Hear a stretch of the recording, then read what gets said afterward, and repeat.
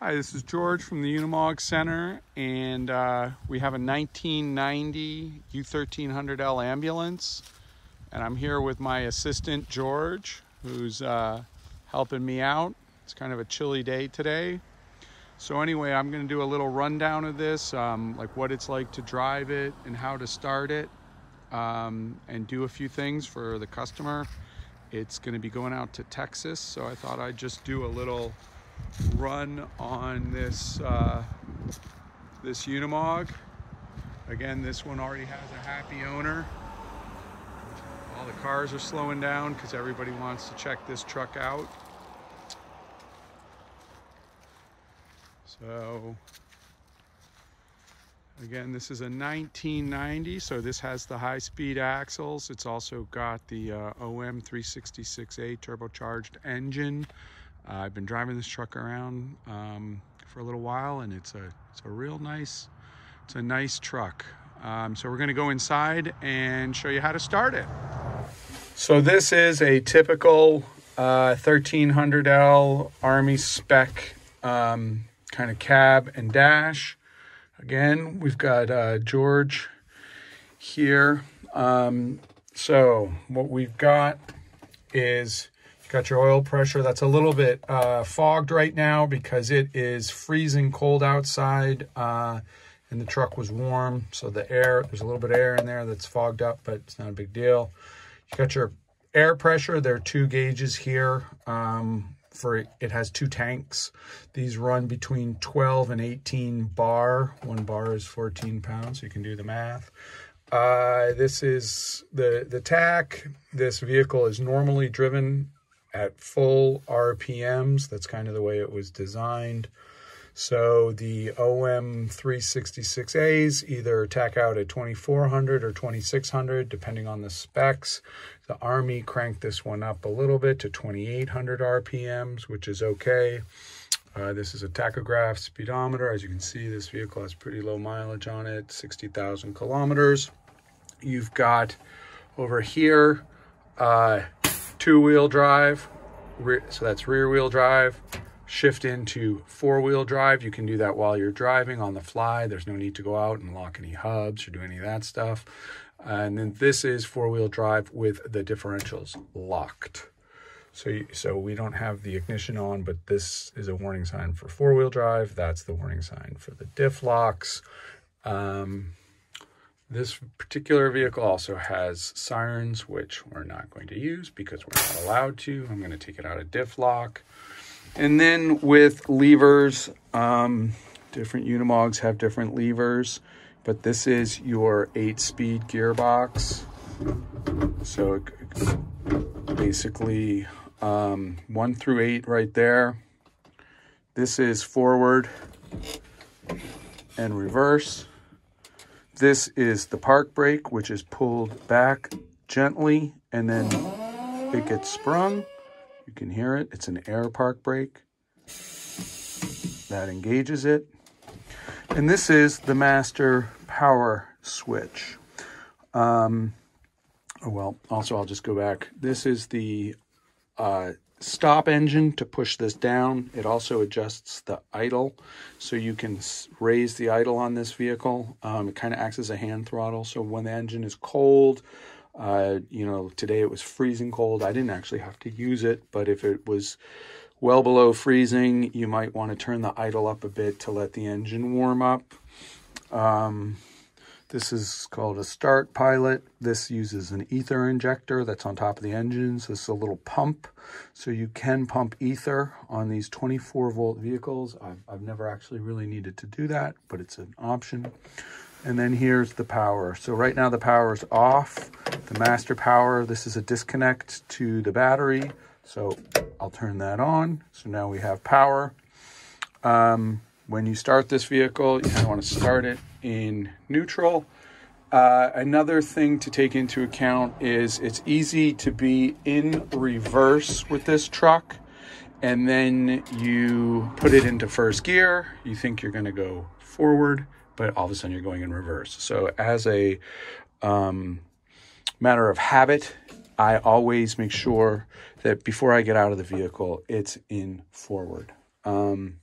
Starting the vehicle is just like kind of starting any other car. I put my foot on the clutch and just crank it over. There you go, it starts.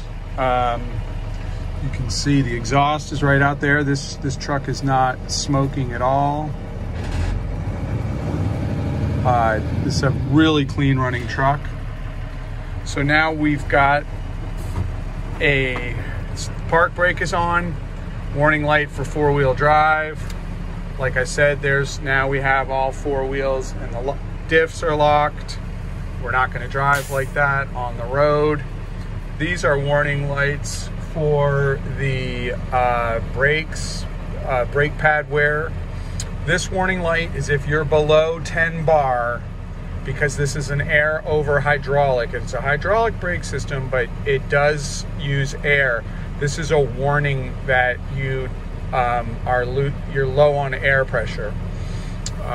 This is just a battery thing. Now, one thing that people don't understand is this vehicle does not need any electricity to run. So if I take the ignition key here and turn it off, lo and behold, the only thing that happened is that light came on because there's not a circuit anymore. But the engine didn't stop, right?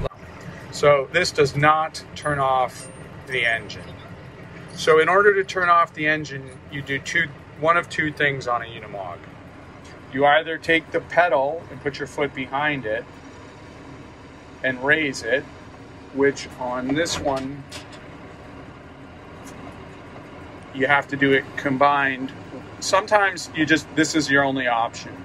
Or there's a, where my left heel is, there's a Jake brake that shuts the engine down. Or you shut the engine down by lifting the pedal. Or in the case of the Army vehicles, this is a fuel shut off. So when I push this down hard, the engine stops.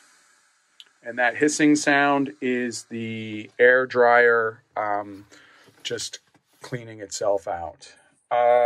So anyway, that kind of gives you an idea of how you would start and stop this. So again, to start it is just like starting a normal car. I'm messing around with the shift lever. That's why it's making that noise. So you'd start this just like a normal car in neutral I put my foot on the clutch, just fire it up. And there you go. To stop it, you come over here, take this knob, and you push it down. Kind of got to push it down hard. Now, if it doesn't stop, that's when you just help it a little bit by pulling back on the pedal, on the accelerator pedal. So anyhow, how that's starting and stopping. For forward and reverse, then what you want to do is you just want to put it into first gear. That's going to be obviously your slowest gear. Let me just start it back up again. So we're going to start it. So you can see the light right there tells you what gate you're in. So right now I'm in either, if I go forward, I'm in third or fourth. I'll move it over to first and second. But what I can't do is if I engage it into first, so we've engaged it into first, I can't get to fifth gear. It won't let me. There's a shift interlock on these. So first I have to use third or fourth, which I've just done. Now it allows me to go to fifth. And if you heard that air sound, this gearbox is actually shifting itself it went from high to low, and now it'll go from low to high. So when you shift from fourth gear into fifth gear, you're actually doing two shifts. You're shifting from fourth gear back to first gear. So you're going from fourth gear low to first gear high. There's no overlap though in these gears. They're all synchronized, it's synchro-meshed, and fourth is higher than fifth. So on a normal vehicle that has high and low, normally third overlaps with fifth and fourth overlaps with sixth. So if you get into like a Land Rover or a Land Cruiser, low 1 and low 2 are lower than high 1 and high 2. but low 3 is very similar to high 1. That's not the case on this vehicle. There's no overlap with these gears. So anyway, what I'm going to do is I'm going to drive this vehicle and kind of demonstrate how one would drive it and give you an idea of what it's like on the road. Okay, so basically what we'll do is we'll kind of go from a standstill to highway speed. That has our miles per hour there. Hopefully it stays up. The speedometer works pretty well. So I will start in 5th and excuse all the handshake, but so here we go.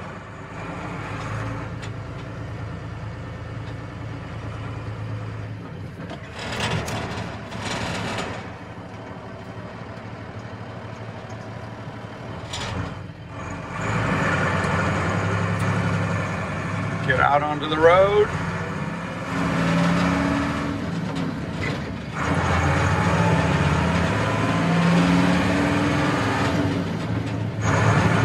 See, this truck shifts nice, it shifts smooth. I can shift fast.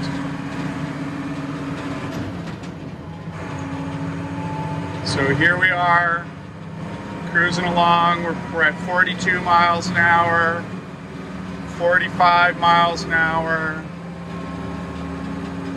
about 48, 50.